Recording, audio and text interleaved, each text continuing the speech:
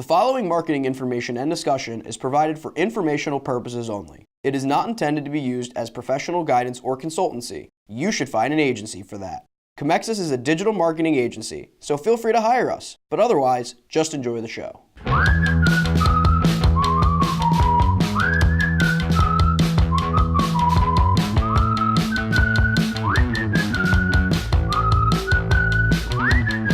Hello everyone, welcome to The Buyer's Journey by Comexis, a discussion-based podcast on the ever-changing marketing landscape.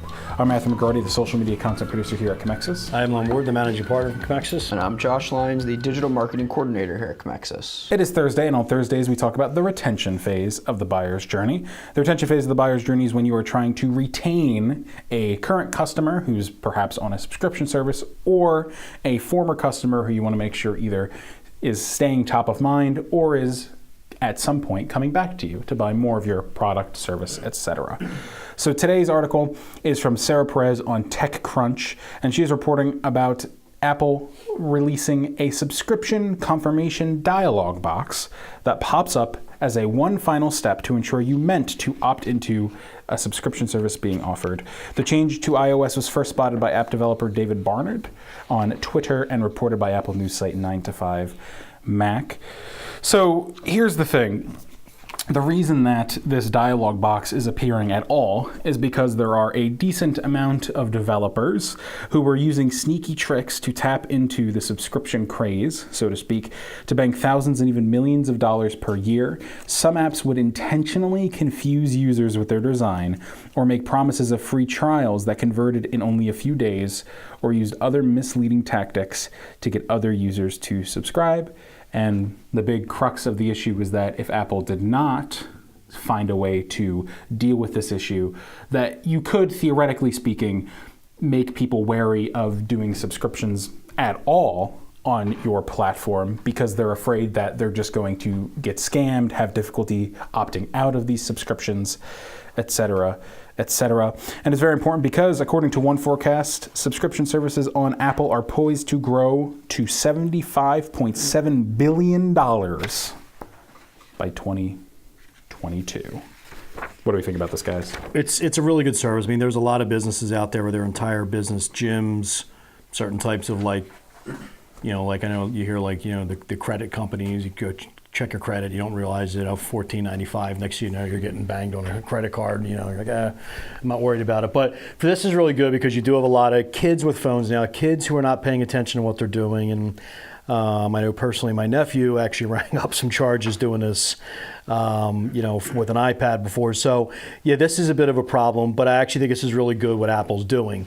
So this fits directly into the retention phase. You now feel more comfortable going in, purchasing an app, which is really good. And you would think immediately, all right, well, maybe Apple's going to lose money because, if they're getting ongoing subscriptions. If I'm correct, I think Apple gets paid a percentage of that. They get paid, I believe it is 30%. So, but you could say, okay, well, that's going to maybe hurt their revenue. But the reality of the situation is if you feel more comfortable about purchasing that because there's a final checkout box or opt-out box, I think that's a really good thing that they're doing. So this is, for the podcast we said yesterday, we had some concerns about Amazon, about maybe becoming the evil empire. This is a good thing that Apple's doing, and maybe they are going to take some money off the table or leave money on the table per se. And actually, this is a very good thing to do in the retention phase, and this is something where you're clearly looking out for your consumer. But secretly, I do think this could maybe move the needle and help them make more money because you'll feel more comfortable purchasing something.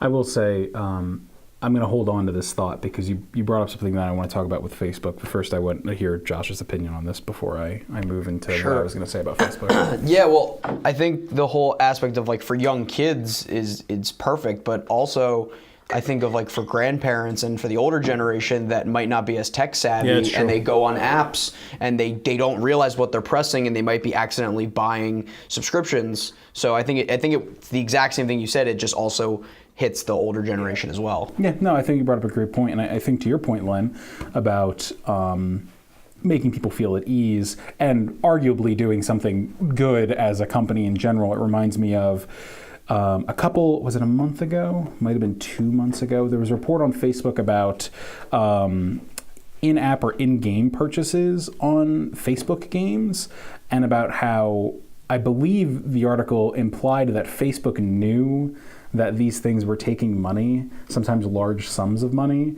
and they weren't removing these games or these not games. They weren't like putting in place ways to stop people from doing these things accidentally, which like kids do all the time, right? Right. And the idea was that they weren't going to remove them because it made them money, which is like super scummy. Yeah.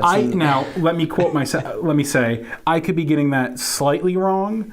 But I definitely remember it very clearly that stuck out to me. So I will find that article and link it in the description. And if I am wrong, I will find the article that I was actually talking about, because I definitely read that and I'm pretty sure it was with Facebook. So I will make sure that if I'm wrong or if I'm right, I will put that. And then even if they didn't say that, they probably said something that would lead you to believe that they said that. Here's the thing. Either it wasn't Facebook and it was another social media company, or it was Facebook and I'm half misremembering.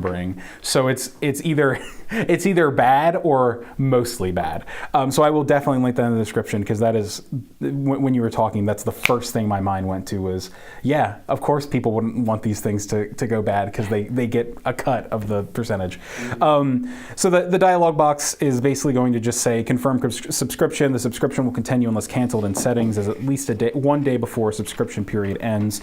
So it's going to pop up. It's going to tell you how much it costs, et cetera, and then you'll be able to actually go through the subscription. And as we all mentioned, we think this is a pretty nice thing. So that's all for today's episode of The Buyer's Journey. Check us out on Comexis.com, YouTube, and anywhere you get your podcasts. And please follow us on Twitter at @buyers_journey. Thank you for listening.